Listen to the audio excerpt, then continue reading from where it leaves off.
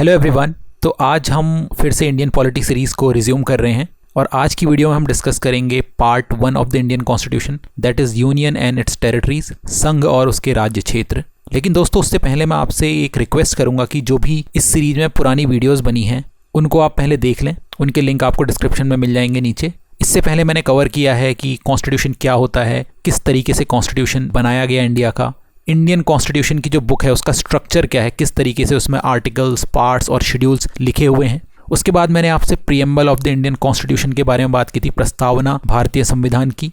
और आखिरी वीडियो जो हमारी थी उसमें हमने बात की थी schedules of the Indian constitution, अनुसूचियां हमारे भारतीय संविधान की। तो आप लोगों को मैं रिकमेंड करूंगा पहले ये सारी वीडियोस देख लें ताकि आपके जो बेसिक्स हैं इंडियन पॉलिटी के वो क्लियर हो जाएं और आप आगे आने वाली वीडियोस को बहुत अच्छी तरीके से समझ पाएं।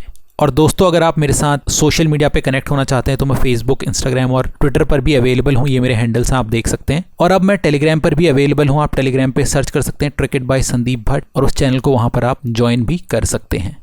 तो अब हम आ जाते हैं अपने टॉपिक पर, जो कि है यूनियन एंड इट्स टेरिटरीज। दोस्तों, मैंने जो वीडियो बनाई थी स्ट्रक्चर ऑफ द कॉन्स्टिट्यूशन, मैंने उस वीडियो में आपको बताया था कि हमारा कॉन्स्टिट्यूशन काफ़ी बड़ा है, इसमें बहुत सारे आर्टिकल्स हैं। तो इन आर्टिकल्स को अलग अलग पार्ट्स में कैटेगराइज कर दिया गया है ताकि लोग एक अंडरस्टैंडिंग डेवलप कर सकें और इन्हें याद रख सकें। जैसे कि पार्ट 1 ऑफ द कॉन्स्टिट्यूशन में बात की जाती है यूनियन एंड इट्स टेरिटरीज की, और इसमें 4 आर्टिकल्स आते हैं, आर्टिकल 1, 2, 3 और 4। पार्ट 2 है जिसमें सिटीजनशिप की बात की जाती है और इसमें आर्टिकल 5 से लेकर 11 तक आते हैं। पार्ट 3 है जिसमें फंडामेंटल राइट्स की बात की जाती है और इसमें आर्टिकल नंबर 12 से लेकर 35 तक आते हैं, एंड सो ऑन। आगे आने वाले आर्टिकल्स को भी अलग अलग पार्ट्स में कैटेगराइज किया गया है। तो इस वीडियो में हम बात करने वाले हैं पार्ट 1 ऑफ द कॉन्स्टिट्यूशन की, यानी कि यूनियन एंड इट्स टेरिटरी, और उसके अंदर आते हैं 4 आर्टिकल 1, 2, 3 एंड 4। दोस्तों, आर्टिकल 1, 2, 3 एंड 4 को देखने से पहले मैं आपको एक शॉर्ट आइडिया दे देता हूं कि इन आर्टिकल्स में किस चीज के बारे में बात की जा रही है। तो इसमें आपको पता चलेगा कि एक यूनियन क्या होता है। जनरली यूनियन हम एक कंट्री को बोलते हैं। उसके अलावा आपको पता चलेगा कि यूनियन की टेरिटरी क्या होती है, यानी कि कंट्री की टेरिटरी क्या होती है। साथ ही हमें पता चलेगा कि यूनियन की टेरिटरी को किस तरीके से मॉडिफाई या चेंज किया जा सकता है, और हमें पता चलेगा कि यूनियन की टेरिटरी को मॉडिफाई करने की पावर किसके हाथ में है। तो चलिए देखते हैं एक एक करके चारों आर्टिकल्स को। Article 1 talks about name and territory of the union. Article 1 में हमारी कंट्री के नाम और हमारी कंट्री की टेरिटरी के बारे में बात की गई है। आर्टिकल 1 में टोटल 3 क्लॉजेज हैं, एक एक करके इनको देखते हैं। क्लॉज 1 कहता है India, that is Bharat, shall be a union of states. दोस्तों, यहां पर हम इस स्टेटमेंट को 2 पार्ट्स में डिवाइड कर लेंगे। पहला पार्ट हमारा ये हो गया इंडिया दैट इज भारत, और दूसरा पार्ट हमारा हो गया shall be a union of states. दोस्तों, पहले पार्ट में हमारी कंट्री के नाम के बारे में बात की जा रही है। देखिए दोस्तों, जब हमारा कॉन्स्टिट्यूशन बन रहा था उस समय बात हुई कि कॉन्स्टिट्यूशन में हमारी कंट्री का नाम क्या दिया जाए, क्या नाम लिखा जाए कॉन्स्टिट्यूशन की बुक में। तो कॉन्स्टिट्यूएंट असेंबली के कुछ मेंबर्स का कहना था कि हमें इंडिया वर्ड यूज करना चाहिए, और वहीं कुछ मेंबर्स का कहना था हमें भारत वर्ड यूज करना चाहिए। तो दोनों तरह के लोगों की बात को मानने के लिए दोनों वर्ड को यूज कर लिया गया। इसीलिए आप देख रहे हैं यहां पर लिखा है इंडिया दैट इज भारत। उसके बाद ये दूसरा पार्ट जिसमें कहा गया shall be a union of states, यानी कि इंडिया या भारत क्या है, एक यूनियन ऑफ स्टेट्स है, यानी कि इंडिया एक यूनियन है। यूनियन का मतलब कि मान लीजिए ये इंडिया हो गया, इसके अंदर बहुत सारे स्टेट्स हैं और इनको पूरा मिलाकर एक यूनियन बनता है जिसको इंडियन यूनियन कहा जाता है। तो इंडिया है, इंडिया के अंदर अलग अलग स्टेट्स हैं। और दोस्तों, एक और टर्म होती है जिसको कहा जाता है federation of states. Federation of states term USA में इस्तेमाल की जाती है। तो डॉक्टर BR अम्बेडकर से एक क्वेश्चन पूछा गया कि इंडिया को फेडरेशन ऑफ स्टेट क्यों नहीं कह रहे हैं। फेडरेशन का मतलब क्या होता है कि एक सेंट्रल लेवल पर गवर्नमेंट होती है और अलग अलग स्टेट्स में स्टेट लेवल पर गवर्नमेंट्स होती हैं और दोनों एक साथ मिलकर पावर शेयर करती हैं। तो ऐसा यूएसए में होता है, तो ऐसा ही तो इंडिया का भी कॉन्स्टिट्यूशन है, ये कहा गया डॉक्टर BR अम्बेडकर से। तो BR अम्बेडकर ने इसका आंसर दिया कि यूएसए के केस में ये हुआ था कि बहुत सारे इंडिपेंडेंट स्टेट्स, उन्होंने एक मीटिंग की और वहां पर उन्होंने एग्रीमेंट साइन किया कि हाँ भाई, हम अब आगे एक साथ एक फेडरेशन बनाएंगे और एक साथ मिलकर काम करेंगे। लेकिन इंडिया के केस में कोई एग्रीमेंट साइन नहीं हुआ है। ऐसा नहीं है कि अलग अलग स्टेट ने आके एग्रीमेंट साइन किए, यानी कि इंडिया के किसी भी स्टेट के पास ये पावर नहीं है कि कल के दिन वो बोले कि मैं इंडियन यूनियन को छोड़ना चाहता हूं। इसीलिए इंडिया को एक यूनियन ऑफ स्टेट्स कहा गया है instead of federation of states. Clause 2 को अभी के लिए रहने देते हैं, पहले हम क्लॉज 3 को देखेंगे। क्लॉज 3 में कहा गया है the territory of India shall comprise of. तो यहां पर कहा जा रहा है कि इंडिया की टेरिटरी 3 चीजों से मिलकर बनती है। पहली बात बोली गई है स्टेट्स, यूनियन टेरिटरीज। तो इन दोनों के बारे में तो आपको पता ही है, हमारे पास स्टेट्स हैं, हमारे पास यूनियन टेरिटरीज हैं। ये जो तीसरी चीज है ये आपको थोड़ा अलग लग सकती है, जिसमें कहा गया है कि territories as may be acquired. देखिए दोस्तों, जब हमारा कॉन्स्टिट्यूशन तैयार हुआ था उस समय हमारे पास ये जो आपको जगह दिख रही हैं ये इंडियन टेरिटरी का पार्ट नहीं थी। Dadra and Nagar Haveli, Goa, Daman and Diu, Puducherry, Sikkim. लेकिन बाद में इंडिया ने इनको एक्वायर किया और ये इंडिया की टेरिटरीज बन गई। जब किसी टेरिटरी को एक्वायर किया जाता है उसको डायरेक्टली स्टेट्स या यूनियन टेरिटरी का दर्जा मिल जाए ये जरूरी नहीं है। जैसे फॉर एग्जाम्पल अगर मैं आपसे सिक्किम की बात करूं तो सिक्किम जब 1974 में इंडिया का पार्ट बना तो उसको एक एसोसिएट स्टेट का दर्जा मिला था। उसको स्टेट या यूनियन टेरिटरी का दर्जा नहीं दिया गया था इनिशियली। फिर 1975 में उसको एक स्टेट का दर्जा मिला था। जैसे ये दादरा एंड नागर हवेली है, ये 1954 से पहले पोर्चुगीज यानी कि पुर्तगालियों की कॉलोनी हुआ करती थी और 1954 में इंडिया ने इसको एक्वायर किया। तो 1954 से 1961 तक ये इंडिया का तो पार्ट थी, लेकिन इसको ना ही एक यूनियन टेरिटरी का स्टेटस मिला था ना ही एक स्टेट का स्टेटस मिला था। ये किस कैटेगरी में थी? ये एक एक्वायर्ड टेरिटरी की कैटेगरी में थी।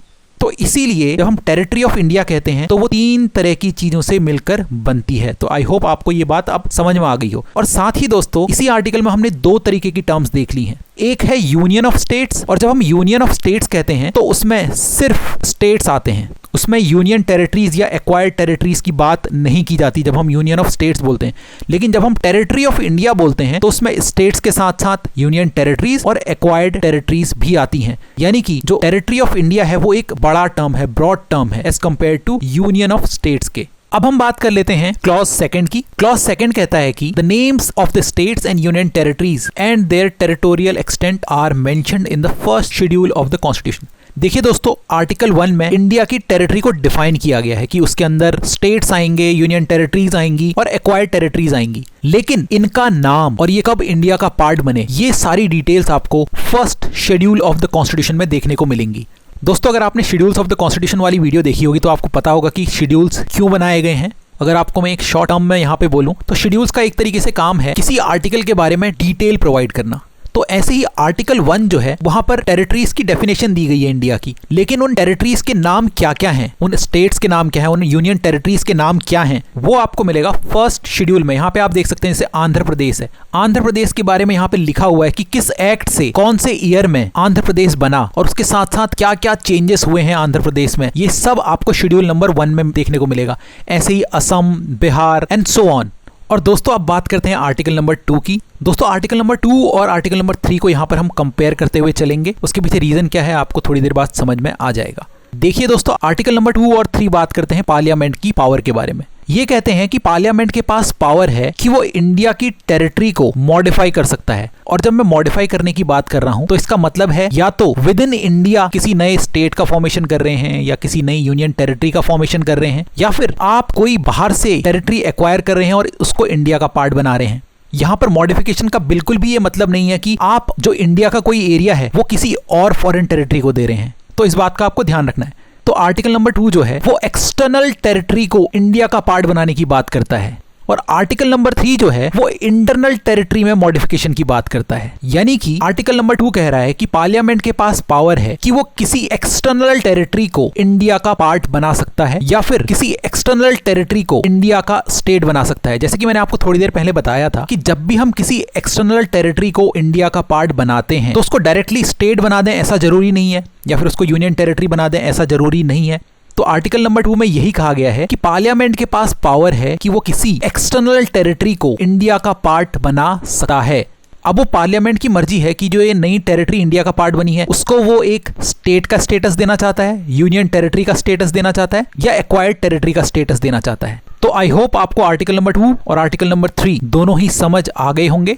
अब जल्दी से आर्टिकल 3 भी देख लेते हैं। इसमें कहा गया है formation of new states and alteration of areas, boundaries और नेम ऑफ एग्जिस्टिंग स्टेट्स। देखिए दोस्तों, जैसा कि मैंने आपको बताया कि आर्टिकल नंबर 3 और आर्टिकल नंबर 2 दोनों ही पार्लियामेंट की पावर के बारे में बात कर रहे हैं कि पार्लियामेंट के पास पावर है कि वो एक ऐसा कानून ला सकता है जिससे वो इंडिया की टेरिटरी को मॉडिफाई कर सकता है। लेकिन आर्टिकल नंबर 2 जो है वो एक्सटर्नल मॉडिफिकेशन की बात कर रहा है, वहीं आर्टिकल नंबर 3 जो है वो इंटरनल मॉडिफिकेशंस की बात कर रहा है। तो जब आर्टिकल नंबर 3 के अंडर हम जब इंटरनल मॉडिफिकेशंस कह रहे हैं तो उसमें किस किस तरीके के मॉडिफिकेशन आते हैं ये देख लेते हैं। पहली बात है form a new state by separation of territory from any state.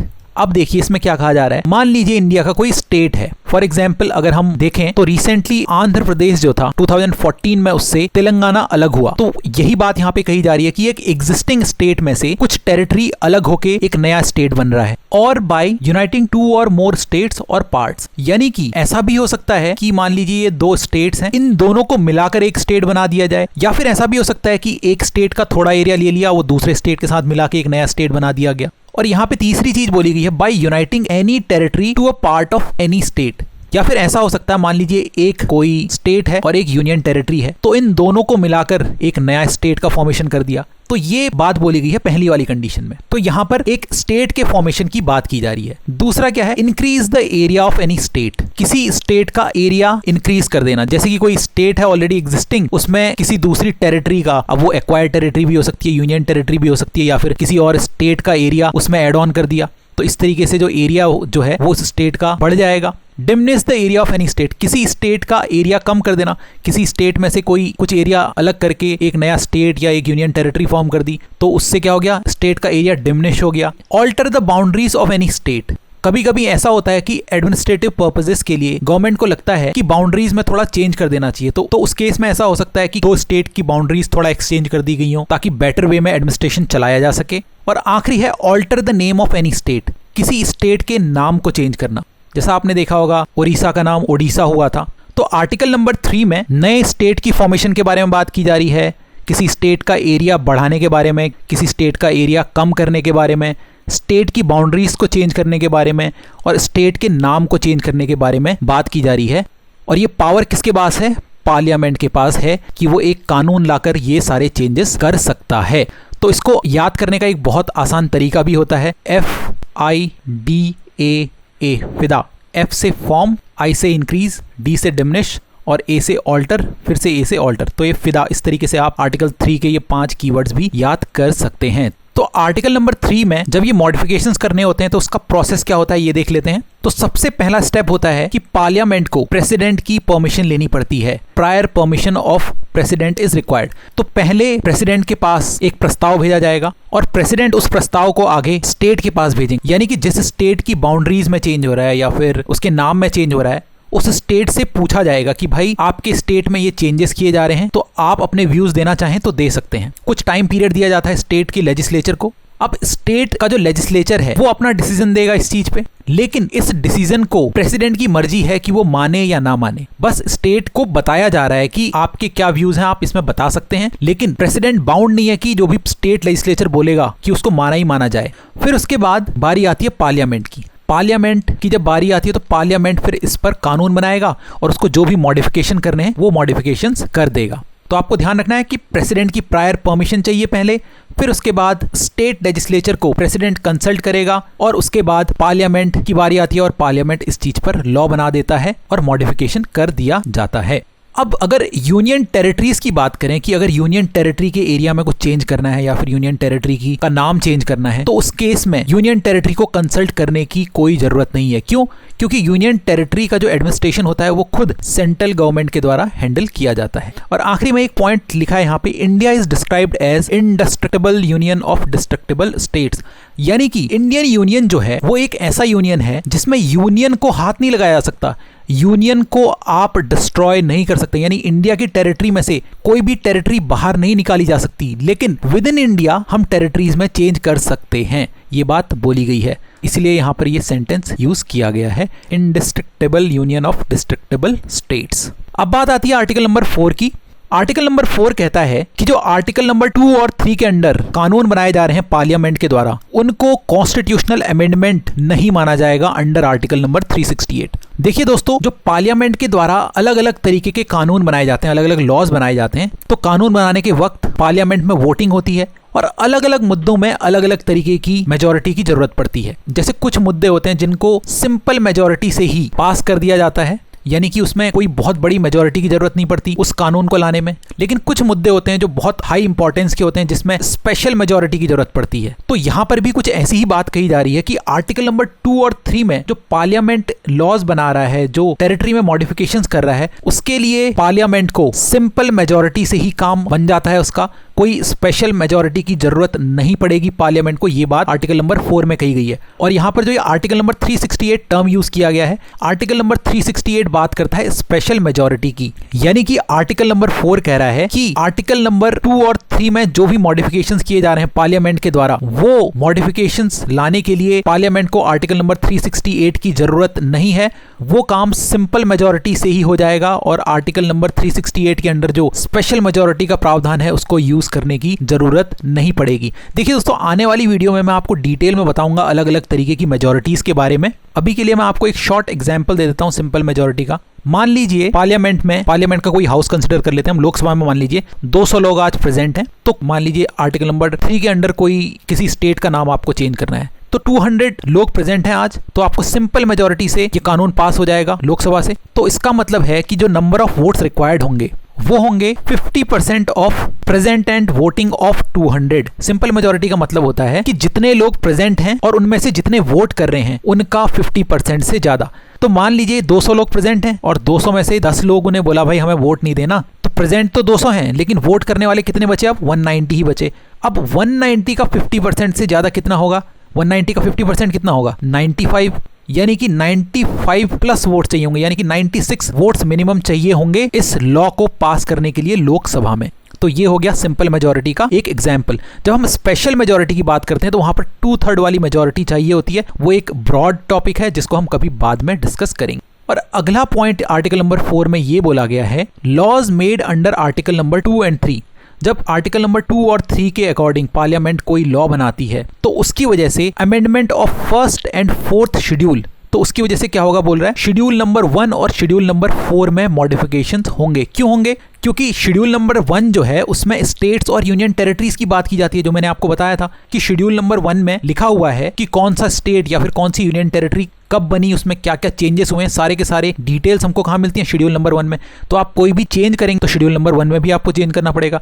साथ ही शेड्यूल नंबर 4 बात करता है allocation of seats in Rajya Sabha to the states and union territories. हर स्टेट को कुछ सीट्स अलॉट होती हैं राज्यसभा में और कुछ यूनियन टेरिटरीज को भी राज्यसभा में सीट्स अलॉट होती हैं। तो मान लीजिए अगर कोई नए स्टेट का फॉर्मेशन हो रहा है तो उस केस में शेड्यूल नंबर 4 में भी तो चेंजेस होंगे, क्योंकि उस स्टेट का नाम लिखा जाएगा शेड्यूल नंबर 4 के अंदर और उस स्टेट को कितनी सीट्स एलोकेट होंगी राज्यसभा में वो भी मेंशन किया जाएगा। तो आर्टिकल नंबर 2 और 3 के अकॉर्डिंग पार्लियामेंट कोई लॉ लेके आती है, यानी कि कोई मॉडिफिकेशंस किया जा रहा है इंडिया की टेरिटरी में, तो उसकी वजह से शेड्यूल नंबर 1 और शेड्यूल नंबर 4 में भी चेंजेस किए जाएंगे। दोस्तों, अब हम आखिरी में बात करेंगे एक केस की जिसका नाम है बेरूबारी यूनियन केस ऑफ 1960। इस केस के बारे में बात करने से पहले मैं आपको ये लोकेशन दिखा देता हूँ बेरूबारी की। तो इस मैप में आप देख सकते हैं ये जो येलो कलर में आपको रीजन दिख रहा है, यहाँ पर बेरूबारी पड़ता है। वेस्ट बंगाल जो हमारा स्टेट है उसका जलपाईगुड़ी जो डिस्ट्रिक्ट है उसके अंडर ये बेरूबारी वाला एरिया आता था। एक्चुअली हुआ ये आपको पता ही है कि 1947 में इंडिया और पाकिस्तान अलग हुए। तो इंडिया और पाकिस्तान जब अलग हुए तो एक रेडक्लिफ साहब थे, उनको जिम्मेदारी दी गई थी कि आप इंडिया और पाकिस्तान के लिए बॉर्डर्स ड्रॉ करेंगे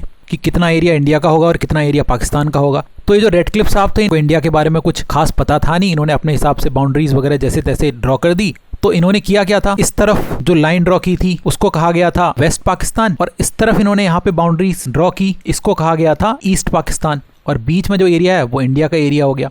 लेकिन ये जो बाउंड्रीज ड्रॉ की गई ये करेक्ट वे में ड्रॉ नहीं की गई थी और एक एरिया जो ये बेरूबारी वाला जो एरिया था इसके ऊपर पाकिस्तान ने अपील करना स्टार्ट कर दिया इंडिया को। पाकिस्तान के द्वारा इंडिया को बोला गया कि ये जो एरिया है यहाँ पर आपके पास कुछ हमारी टेरिटरीज आ गई हैं। तो इंडिया के जो प्राइम मिनिस्टर थे नेहरू साहब, उन्होंने बोला कि हाँ भाई चेक करो पाकिस्तान जो बोल रहा है क्या वो बात सही बोल रहा है। तो जब इंडिया ने चेक किया तो पता चला कि हाँ पाकिस्तान जो कह रहा है वो बात कुछ हद तक ठीक है और पता चला कि हमारी कुछ टेरिटरी पाकिस्तान के पास चली गई है और पाकिस्तान की कुछ टेरिटरी हमारे पास आ गई है। और मैं बार बार पाकिस्तान बोल रहा हूं तो आपको पता होना चाहिए कि पहले ये एरिया जो था वो बांग्लादेश नहीं होता था, इसको ईस्ट पाकिस्तान कहा जाता था और 1971 में ये एरिया पाकिस्तान से आज़ाद हुआ और इसको फिर बांग्लादेश का नाम दिया गया। तो चीज़ें रेक्टिफाई हुई और पता चला कि भाई कुछ एरिया इंडिया का पाकिस्तान के पास है और पाकिस्तान का कुछ एरिया इंडिया के पास है और ये ज़्यादा बड़ा एरिया नहीं था, करीबन 11-12 किलोमीटर का एरिया था। तो इंडिया और पाकिस्तान के बीच में एक एग्रीमेंट साइन होता है जिसको नेहरू नून एग्रीमेंट कहते हैं 1958 में। और उसमें डिसाइड किया था कि कितना एरिया एक्सचेंज होना है, यानी कि कौन सा एरिया इंडिया को पाकिस्तान को देना है और कितना एरिया पाकिस्तान को इंडिया ने देना है, ये डिसाइड हो गया। एग्रीमेंट साइन हो गया। अब एग्रीमेंट साइन होने के बाद अगली बारी आती है कि भाई पार्लियामेंट में कानून बनाने की। तो पार्लियामेंट में जब कानून बनाने की बात आई तो नेहरू साहब ने बोला कि भाई हम आर्टिकल नंबर 3 यूज करके सिंपल मेजोरिटी से ये कानून बना देंगे। लेकिन फिर ये मुद्दा पहुंच गया सुप्रीम कोर्ट में, और सुप्रीम कोर्ट से पूछा गया कि क्या अंडर आर्टिकल नंबर 3 पार्लियामेंट के पास पावर है कि वो कोई एरिया दूसरी कंट्री को दे सकती है। तो कुछ देर पहले मैं आपको बता रहा था कि इंडिया का जो कॉन्स्टिट्यूशन है उसमें कहीं पर भी ये बात नहीं बोली गई है कि आप कोई एरिया किसी दूसरी कंट्री को दे सकते हैं। तो सुप्रीम कोर्ट ने कहा कि आर्टिकल नंबर 3 के अंडर पार्लियामेंट के पास पावर नहीं है कि वो कंट्री के किसी एरिया को डिमिनिश कर सकता है, यानी कि हमारी टेरिटरी का कोई एरिया किसी दूसरी फॉरेन टेरिटरी को दे सकता है। ये पावर पार्लियामेंट के पास अंडर आर्टिकल नंबर 3 नहीं है। और सुप्रीम कोर्ट ने कहा कि अगर आप कोई टेरिटरी फॉरेन स्टेट को देना चाहते हैं तो उसके लिए आपको कॉन्स्टिट्यूशन में अमेंडमेंट करना पड़ेगा। कॉन्स्टिट्यूशन में अमेंडमेंट करने का मतलब है आपको आर्टिकल नंबर 368 का यूज करना पड़ेगा। कॉन्स्टिट्यूशन में कोई भी चेंज करना होता है तो वो चेंज किया जाता है अंडर आर्टिकल नंबर 368, क्योंकि article number 368 talks about special majority. Special majority का यूज करके पार्लियामेंट में एक लॉ पास किया जाता है और फिर उसके अकॉर्डिंग कॉन्स्टिट्यूशन में चेंजेस किए जाते हैं।